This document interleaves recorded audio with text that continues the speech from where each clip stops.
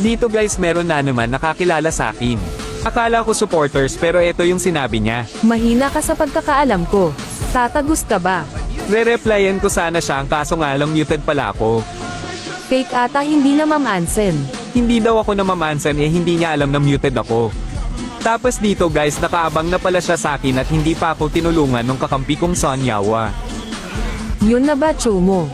At dito naman habang naglalakad ako bigla siyang nag-double dash sa akin. Grabe may pagkamaangas din tong Cho na ito. Mention nyo nga kung kilala nyo siya.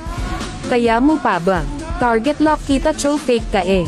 Habang naka-hold map ako hindi ko alam binabanata na pala ako nitong Cho. By the way guys, kung gusto nyo nga pala ng FX skin ay ilagay nyo lang ID nyo sa comment section at kailangan naka-follow kayo sa akin. Guys, available na nga pala ang MLBBKOF collaboration. At mamimigay nga pala ako sa lahat ng supporters ko. Huwag kang mag-alala kahit bago ka pa lang sa page ko mabibigyan kita basta mag-follow ka lang sa akin at I like and share ang video na ito at pagtapos mo ay message mo lang ako. Okay ka lang.